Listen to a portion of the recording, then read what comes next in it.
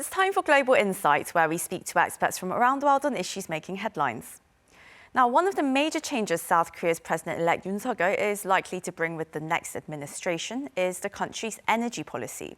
The government will change which means the methods used to procure sustainable and green sources of energy, and these methods are likely to be significantly different, but the overall goal should be the same, which is taking the country to net zero by 2050.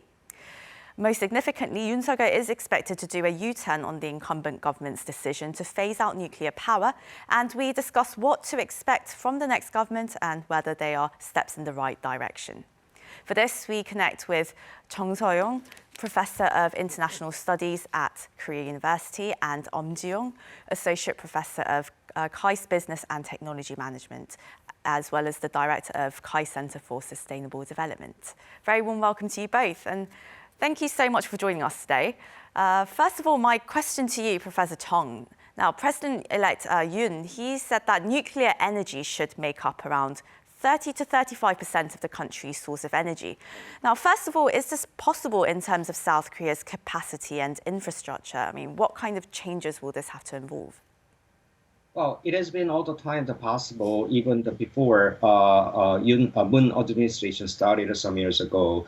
But however, the situation was that because of the energy transition policy of the Moon administration, actually there is a serious concerns about the phasing of the nuclear power plant. But if you take a look at actually current energy mix plan that has been developed by the incoming Yoon administration, nuclear should play a very vital role in the sense that we already had enough capacity actually to restore all the action plans again, and then currently that new government will push the process of the build Shinhanul 3 and 4, and then by before the 2003 there will be another continuous efforts actually to rebuild another nuclear power plants, and then as I said, we already have enough infrastructure even under the Moon's administration. This administration continuously talking to the other foreign resources to export our technology of nuclear, including the countries in the Middle East. Everything says that it is all possible. I see. And Professor, now, former President Lee Myung-bak, he actually spearheaded this move towards nuclear energy. And then, of course, that move was reversed by President Moon, and now we're undoing that reversal. So what advantages would nuclear power bring at this point? Is it going to help us achieve our zero carbon goals? Yeah, nuclear power will help, I would say, particularly when we pursue 2050 carbon neutrality goal. According to our recent academic paper released this week, when carbon neutrality is assisted with nuclear power, we'll be able to lower policy compliance costs considerably than the other case where we rely only on renewables and carbon capture and storage technologies. And nuclear-assisted carbon neutrality will also help. Will also place less stress and burden on our terrestrial and geological systems nationwide because it relieves our reliance on renewable sources and carbon capture and storage resources, which requires significant amount of land and deep geological formations. Going back to the question of whether nuclear is helpful for 2050 carbon neutrality, yes, definitely, but not for our NDC, National Determined Contribution Target, which is to mitigate 40% by 2030, as not so much can be done for the nuclear within 8 years. And Professor another question to you. Now, concerns over waste disposal remain when it comes to nuclear energy. What kinds of infrastructure or equipment is going to be needed to really safely dispose of nuclear waste? Yeah, currently a total of 24 nuclear power units produces 14,000 bundles of spent fuels. Due to the failure in securing final waste repositories in Korea, a total of 500,000 bundles are stored temporarily in nuclear power plant sites. So within 10 years, several nuclear units would be fully filled or with spent fuels. Something has to be done urgently. First of all, the public acceptance to high-level radioactive waste repository is needed. Special Act on High-Level Radioactive Waste Management was proposed in December last year, and Congress should pass the bill. And the Special Act includes the establishment of independent entity that fairly undertakes high-level radioactive waste management. The alternative means to manage spent fuel is processing. As long as nuclear power generation continues, the method of storing large volumes of high-level radioactive waste in underground facilities may not be sustainable, not to mention the public acceptance issue. So, where are you now about the processing technology? Since 1997, Korea has invested a total of 800 billion won for developing a technology that can reduce the amount of nuclear waste by 95%, but it was stopped. And then this was because because of the policy direction to nuclear phase out. And at the end of last year, the Government Advocacy Review Committee finally decided to resume the support for the spent fuel, nuclear fuel processing R&D projects. And the technology is called pyro-SFR technology. This is combination of pyro-processing and SFR, sodium-cooled fast reactor technology that can help reduce the significant volume of spent fuel produced from the nuclear power plant. And going back to you, Professor Chung, it seems, well, as you said, that there's definitely capacity for South Korea to really ramp up its use of nuclear energy. And the president-elect, he said that restarting nuclear projects, that could potentially create lots of job opportunities and also strengthen exports for the country. What kind of benefits are you expecting to see? Well, first of all, as you said, that I think that nuclear technology can be one of the driving the technology in terms of the job creation and then economic growth of Republic of Korea, in addition to its benefits contributing to carbon neutrality. First of all, as we still recall that Korea already made great efforts and the deal with some countries in the Middle East back to the Lee Myung-bak administration when South Korea made a deal with the UAE to export the nuclear power plant technologies and other infrastructure. And then I know that currently another Middle East country, including Saudi Arabia, has been talking already with the Republic of Korea about the possibility of the commissioning another big scale of the nuclear power project.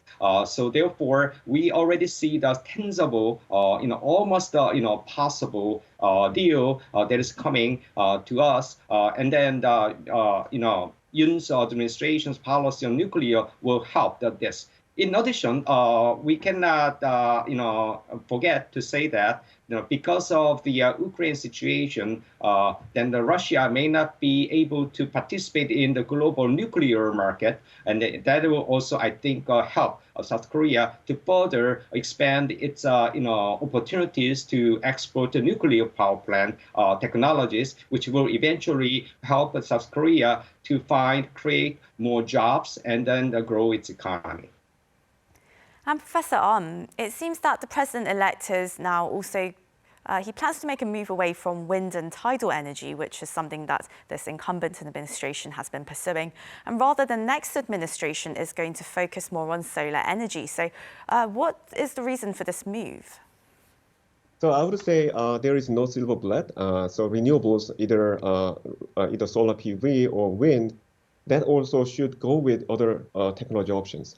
But when it comes to the issue of solar PV versus wind, actually, globally, the economic feasibility of solar power has been significantly improved compared to wind power. Globally, new annual investment in solar PV photovoltaic exceeded that in wind power for the first time in 2020. And the levelized cost of electricity, which is the measure of technology cost for power generation, decreased by 85% over the past 10 years for solar PV, but only about 50% for wind. Now, in many parts of the world, including Korea, solar electricity is cheaper than wind electricity, and it is going to be more so going forward. And Professor Chung, well, for the last 4 or 5 years, we've heard mostly about hydrogen energy and hydrogen power, hydrogen cars, all sorts of hydrogen-related projects. But does a change in government now mean that the Moon government's hydrogen power plans are going to lose steam? Well, I just want to make sure that I don't think incoming administration will change the carbon neutral policy trajectory in general.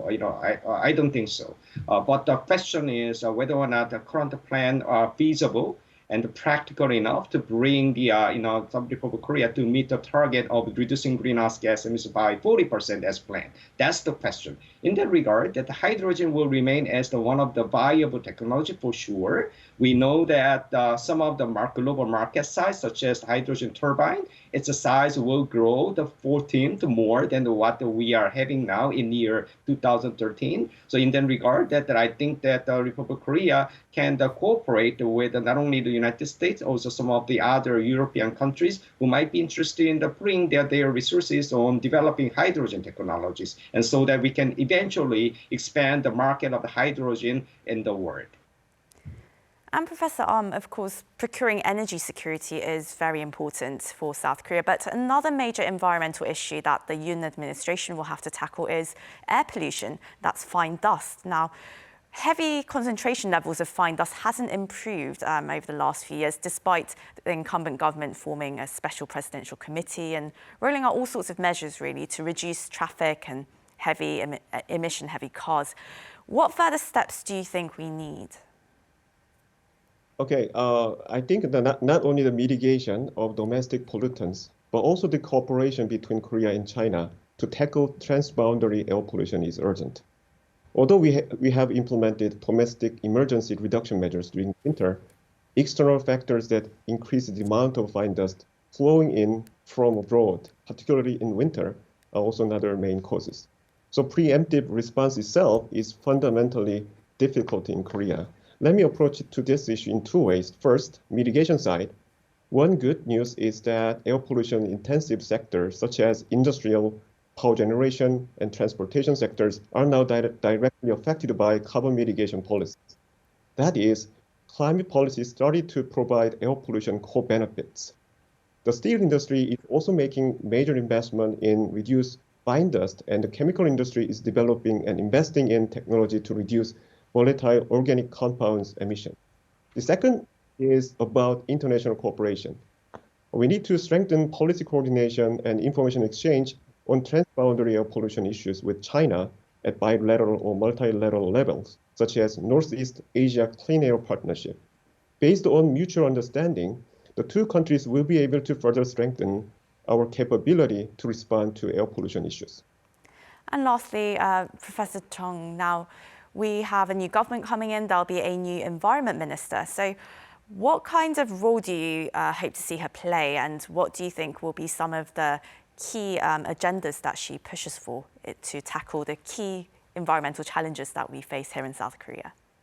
Right. I know that minister nominee is a very capable person, not only to manage the administrative matters, but also push the implementation of the policies within her ministry in case she would pass the sort of the public hearing process.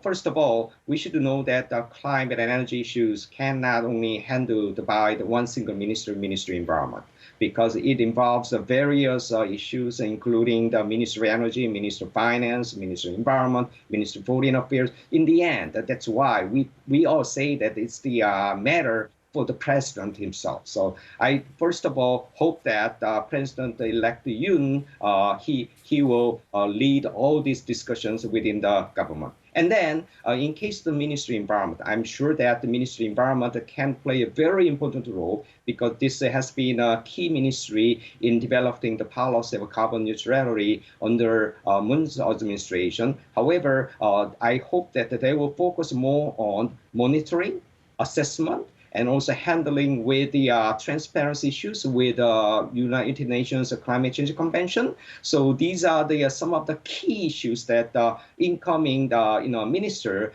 needs to further focus on, so that in the end, overall carbon neutrality policy will make the best outcome during the Yoon's administration. That was Suh-yong, Professor of International Studies at Korea University, and Jiyong, Associate Professor of KAIST Business and Technology Management, as well as Director of KAIST Center for Sustainable Development. Thank you both so much for your time today. Thank you so much.